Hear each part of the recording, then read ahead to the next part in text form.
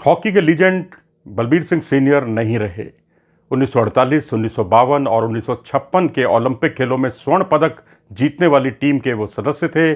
1948 में जब वो भारतीय टीम में पहली बार आए, लंदन ओलंपिक था और अर्जेंटीना के खिलाफ पहले ही मुकाबले में भारत ने 4-0 से जीत हासिल की। उसमें 2 गोल बलबीर सिंह सीनियर के थे। 1952 के ओलंपिक इसलिए भी यादगार हैं उनके लिए क्योंकि ये एक ऐसे ओलंपिक थे जहां के.डी. सिंह, बाबू साहब और इनके बीच का जो तालमेल था बलबीर सिंह सीनियर का, वो देखते ही बनता था। वो उनके लिए बहुत अच्छे मूव्स बनाते थे और ये उसको बहुत अच्छी स्कोरिंग पावर का परिचय देते हुए गेंद को गोल की ओर सरकाते थे। नतीजा ये था कि जो फाइनल मुकाबला हुआ था नीदरलैंड्स के खिलाफ, जिसमें भारत 6-1 से विजयी रहा, उसमें 5 गोल उन्होंने किए और फाइनल मुकाबले में आज तक के इतिहास में किसी भी दुनिया के किसी भी खिलाड़ी ने फाइनल में 5 गोल नहीं किए। ये एक रिकॉर्ड है जो बलबीर सिंह सीनियर के नाम है। इसके अलावा 1956 का जब ओलंपिक आया तो उसमें भी इन्होंने अच्छी शुरुआत की थी। अफ़गानिस्तान के खिलाफ ताबड़तोड़ गोल किए। उसके बाद ये इंजरी के शिकार हो गए, लीग मुकाबले नहीं खेल पाए। आर.एस. जंडल को इनकी जगह पर कप्तानी दी गई। ये कप्तान थे पहले और 1952 में ये उप कप्तान थे। 1956 में कप्तानी मिली, लेकिन उसके बाद आर.एस. जंडल ने कप्तानी संभाली। लेकिन तब तक ये फिट होकर लौटे तो सेमीफाइनल और फाइनल खेला इन्होंने और इस तरह से भारतीय टीम लगातार तीसरी बार जो है ओलंपिक चैंपियन बनी। तो इस तरह से कुल मिलाकर भारत के ये 6ठा ओलंपिक गोल्ड था। और वो कहा करते थे, अशोक ध्यानचंद जी से मेरी बात हो रही थी, जो ध्यानचंद जी के सुपुत्र हैं, उन्होंने कहा था कि बलबीर सिंह कहा करते थे कि वो ध्यानचंद बनना चाहते हैं। जी हाँ, ध्यानचंद का एक रिकॉर्ड की तो उन्होंने बराबरी कर ली, लगातार 3 ओलंपिक गोल्ड मेडल जीतने की। ध्यानचंद ने भी 3 ओलंपिक गोल्ड मेडल अपने नाम किए थे। और उससे भी बड़ी बात यह कि 1975 का वर्ल्ड कप जीतने वाली जो टीम थी उसके ये मैनेजर थे। जी हाँ, इसको बहुत कुछ याद किया उन खिलाड़ियों ने और उनकी नम आँखों के साथ उन्होंने अपनी ये बात रखी। और जब मेरी बात हुई एच.जे.एस. चिमनी से, जो कि 75 वर्ल्ड कप विनिंग टीम के सदस्य थे, तो उन्होंने कहा कि उस वक्त टीम में हिंदू भी थे, मुस्लिम भी थे, सिख भी थे, ईसाई भी थे, टीम में हर धर्म के लोग थे। इसलिए वो कई बार सभी धर्मों की वो इज़्ज़त करते थे। जब हमारा कुआलालंपुर हम गए, मलेशिया गए, तो वहाँ पर कुआलालंपुर में वो हमें मंदिर भी लेकर जाया करते थे, गुरुद्वारे भी लेकर जाते थे, मस्जिद भी लेकर जाते थे, तो चर्च भी लेकर गए। तो इस तरह से उन्होंने सब धर्मों की इज़्ज़त की। और उन्होंने कहा कि रेत के मैदान पर हमें, जब चंडीगढ़ में कैंप लगा था इसका, कभी वो रेत पर ले जाते थे, कभी वो हमें फिज़िकल फिटनेस पर बहुत ज़्यादा जोर देते थे। यूनिवर्सिटी के बच्चों को के साथ कई बार हमारे मैच करवाते थे और वहाँ बहुत भीड़ आती थी।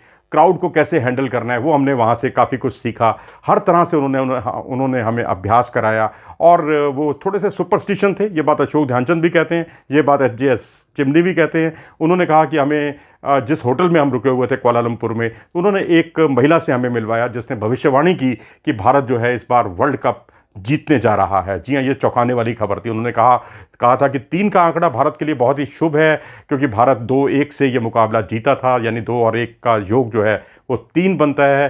15 मार्च का दिन था, 5 और 1 का जो योग है वो भी 6 बनता है। इस तरह से उन्होंने कुछ अपनी इस तरह इक्वेशंस रखी।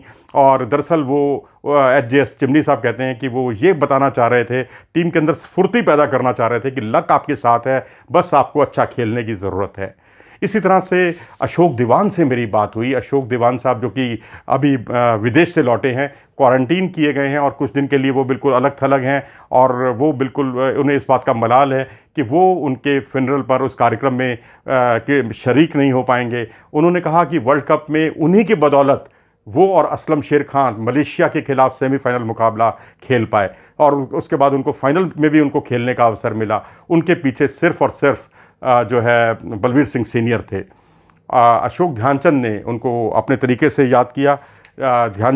अशोक जी का कहना है कि 1971 में जब वो मैनेजर थे और उससे पहले एशियन चैम्पियनशिप हुई थी, एशियन गेम्स हुए थे, एशियन गेम में भी वो भारतीय टीम के मैनेजर थे।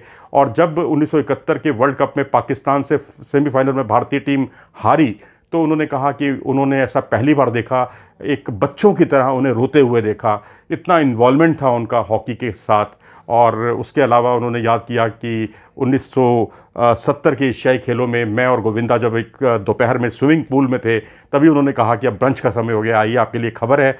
और उन्होंने ब्रंच के समय घोषणा कर दी, टीम बताई कि आज ये टीम खेलेगी। उसमें कहते मेरा नाम भी था और उसमें गोविंदा का भी नाम था। वो बात दूसरी है कि पंजाब लॉबी, उनका कहना है कि वो थोड़ा सा उसका विरोध उन्होंने किया था, कई तरह के उनको विरोधों का सामना करना पड़ा था। तो इस तरह से उनका ये कहना है कि बहुत ही ज़्यादा मृदुभाषी थे और बिल्कुल ध्यानचंद की तरह वो, उनके जब रिकॉर्ड थे उनको ऐसा लगता था कई बार कि जैसे वो पिता से ही बात कर रहे हैं।